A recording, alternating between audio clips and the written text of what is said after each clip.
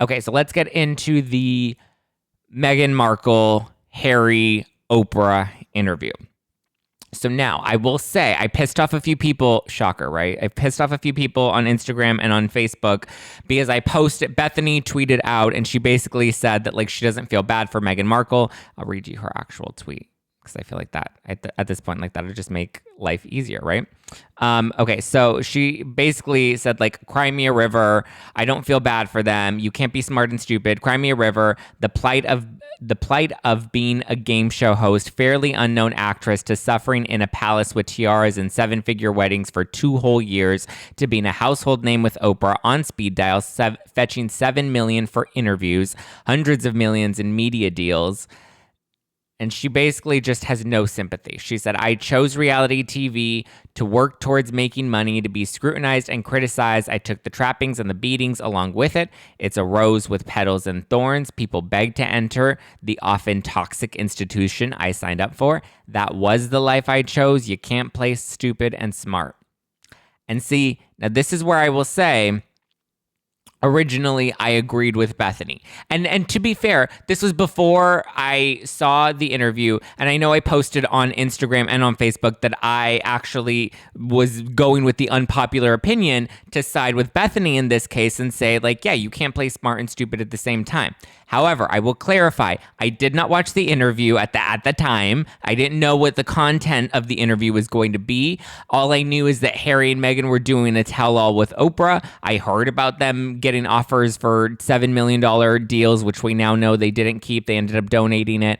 But I have to say, there is an element of truth in what Bethenny said. Like when I was watching the interview, and I took a lot of notes watching the interview, and here's what I will say, if you haven't listened to the interview yet, you may want to kind of breeze over this. And I recommend you actually listen to it, watch it with an open heart, watch it with an open mind, and kind of be willing to be persuaded either way once you have all the details. Now, yes, this was, at the start of the interview, you have Meghan Markle and you have Oprah, and they're talking about how Oprah's like, how did you not know what you were signing up for? And she's like, I was naive. She kept playing the naive card of like, I didn't know what I was getting into. I didn't know what I was signing up for. I didn't Google him, which first of all, girl, that's like the first thing you're supposed to do. You go on his Instagram, you find out where his mom went to high school. You find out who his mom's friends are so that you can stalk them on Facebook so that you can see photos of him when he was a baby. Like you do the whole gamut.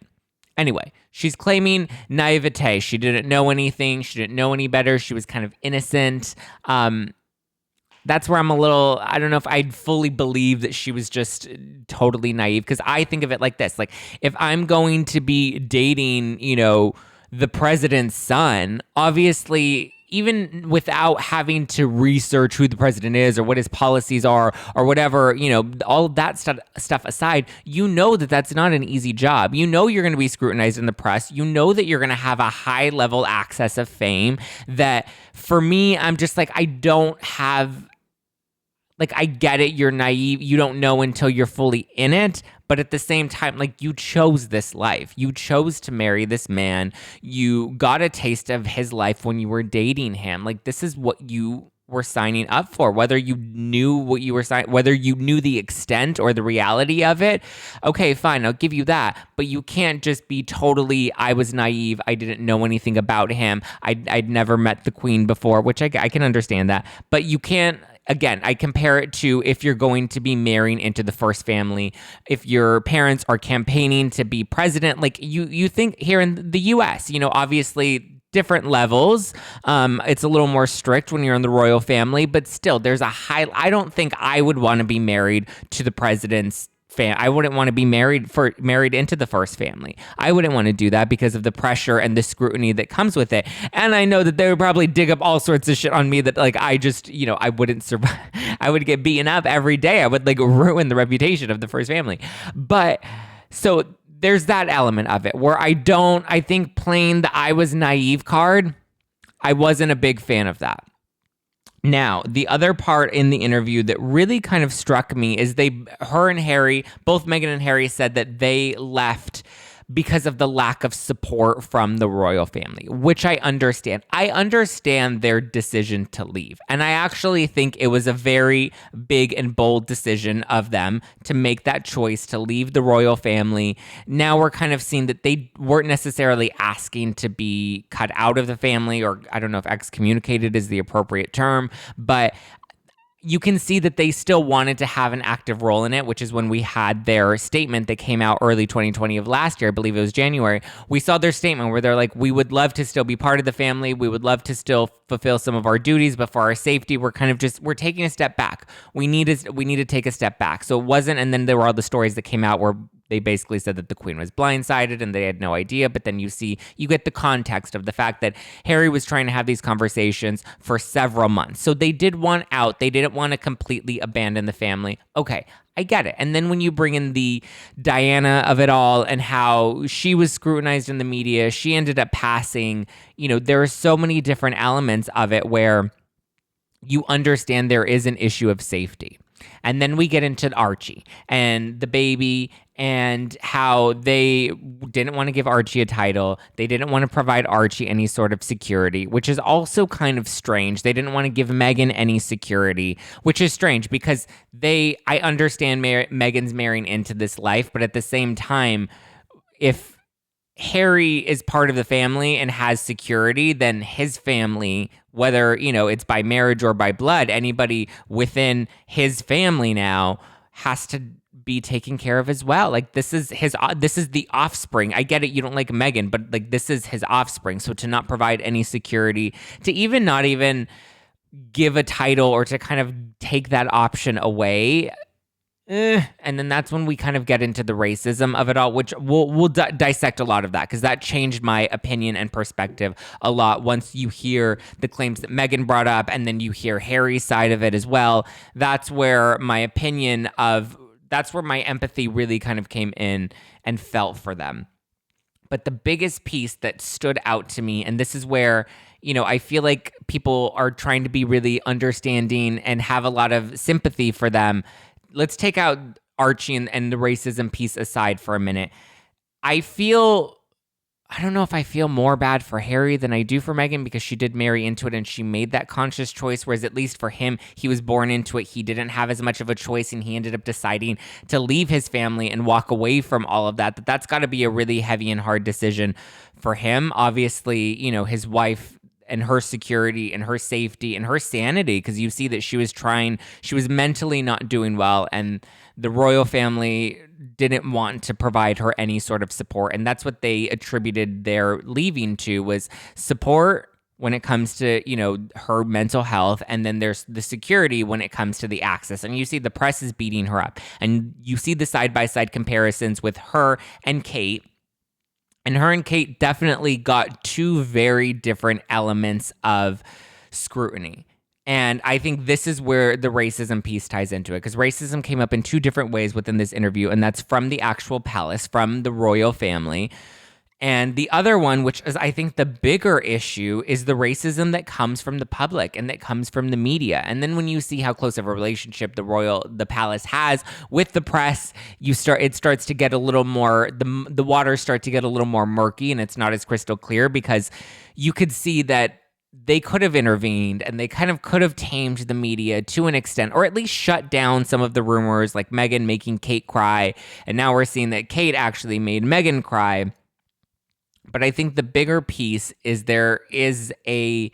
similar to like what we've experienced here in America, similar, not the same, similar, in the sense that the racism we see today isn't so quote unquote black and white, for lack of a better term. We don't have, black and white restrooms. We don't have black and white drinking fountains. The racism we see now is a lot more subtle. There's a lot more of an undertone to it, and we want to dismiss it or disguise it. And I've always been very specific on this show, and I've always tried to make an effort of saying that we need to be very mindful of true racism, and then bringing in a lot of these other smaller infractions that can be an element of racism, but when we hold it to the same standard, we start to, in my opinion, dilute what, true racism is. And I'm only speaking from my own experience as a person of color, as someone who grew up in a Hispanic community.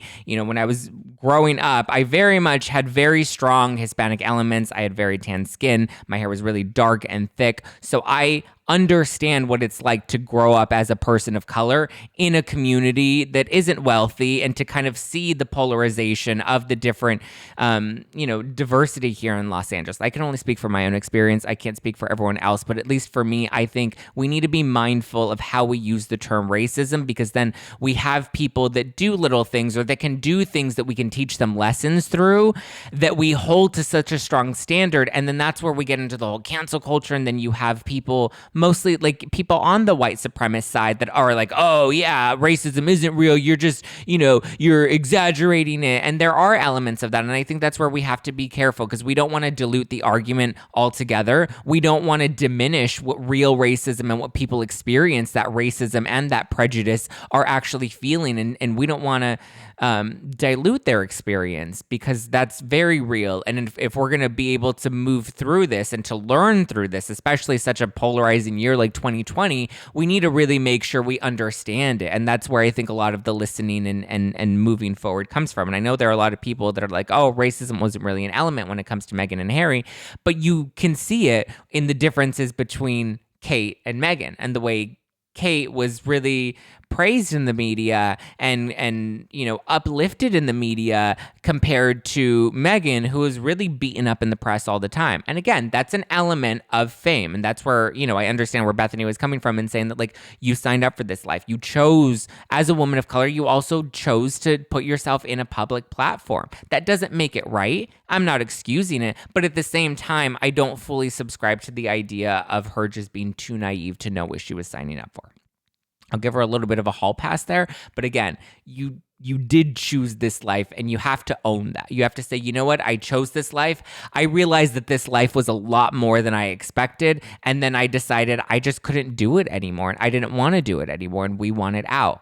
Here's where it gets a little trickier, is that towards the end of the interview, her and Harry said, if we had the support, we'd still be there. So if they, supported her mental health a little bit more, if they provided security for Archie and Meghan, they would still be there, which makes me rethink, well, then that means you were okay with the press kind of dragging you, because you knew what you were signing up for. And that doesn't seem to be an issue. You just needed support for your mental health, or you just wanted some security. You wanted a bit of a break, which are all totally understandable. And I think this is where the palace was completely unreasonable. And this is where I think their discrimination towards Meghan, obviously I think they're going to come out and say that race wasn't a part of that. And I think racism is so deeply embedded into the fabric of just the world's culture, that I don't even think they realize their role in that necessarily. I think they're just like, oh, we didn't like Meghan because she was American, which is also a little racist. We didn't like Meghan because she was an actress. Like, they can have a list of reasons as to why they didn't like Meghan, but I think it would be completely ignorant to say that race wasn't a piece of that.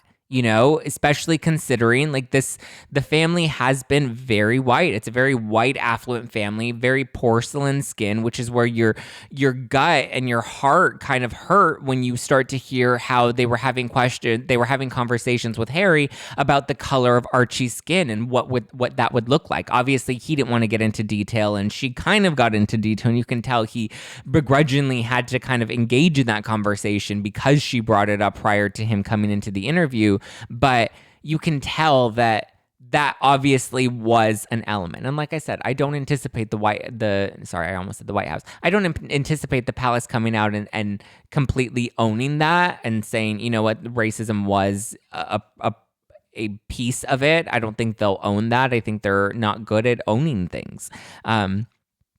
But it's very clear that racism was a part of it. And I understand their decision to leave, because had I been in a situation where I felt my safety and security wasn't met and my child, I think that would have been the biggest thing. Like if I signed up for that life, I agreed to sign up for all of those things. But when you turn your back on my child, that's when I think I'm going to fight a little harder.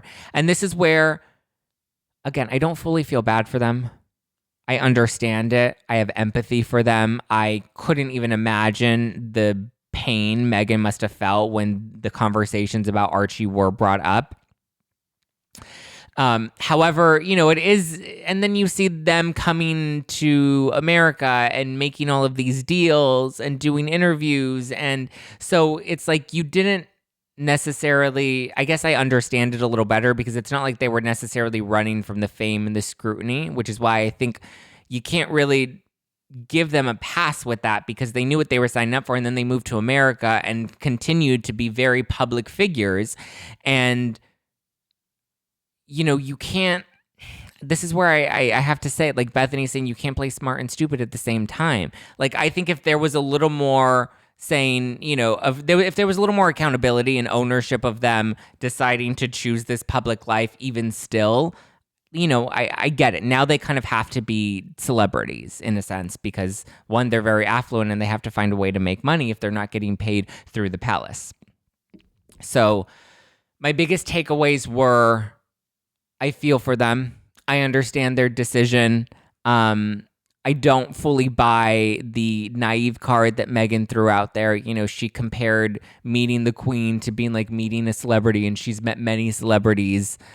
So it's also like, you're not just meeting Adele. You're not meeting Adele, you're meeting the Queen.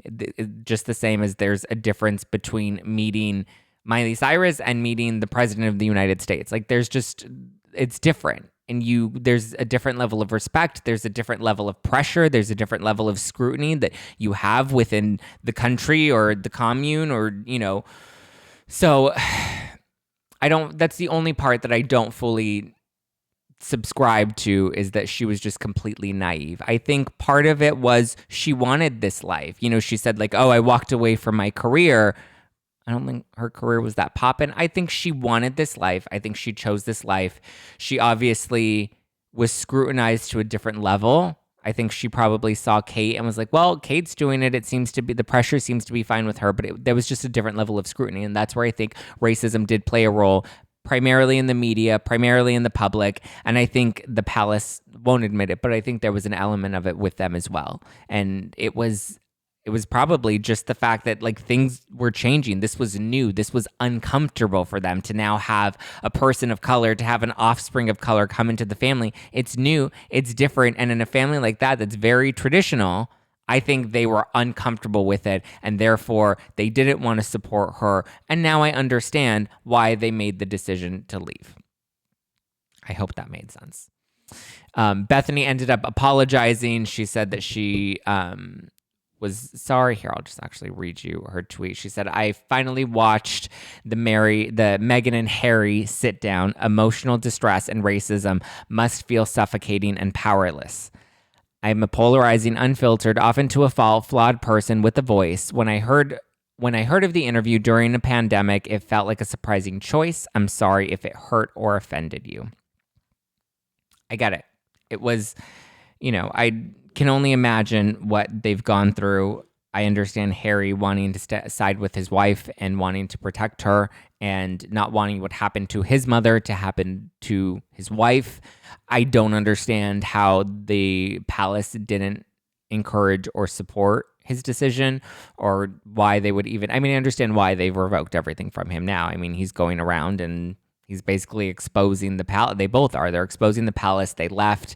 I understand why the family is turning their backs on them. I don't agree with it. I don't like it. But hopefully now that they're here in America, they can find some peace. They can find some sort of closure and hopefully some mending. Obviously when there's a rift in the family, it takes time. This is still very new.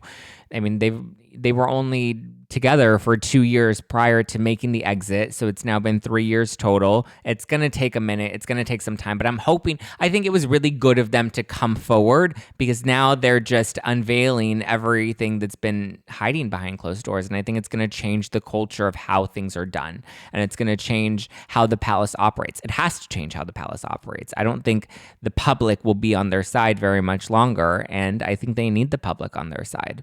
So in order to continue ruling. But yeah, that's what I have to say. That's what I think about that. Oof, Bethenny, yikes. She is in some hot water, and I understand it. I came to her defense, and a lot of people came at me with a lot of different comments on Instagram. I had not watched the interview. It was my mother's birthday. As you guys know, after my grandmother's passing a few weeks ago and the burial last weekend, I've been spending a lot of time with my family. So I've spent the entire weekend with my mother. Today is her actual birthday, so I'll be going out with her again later on. But I didn't tune in, and I had a lot, and those were my thoughts prior to watching the interview. I was very much on Bethenny's side. I watched the interview. It changed my tone a little bit. I empathize for Meghan. I have a lot of love that I am sending to her and to her family and to Harry and to their son and their new baby girl that's on the way. It's always a very exciting and happy time. So hopefully they can find some peace and closure here in America, and we'll see where it goes.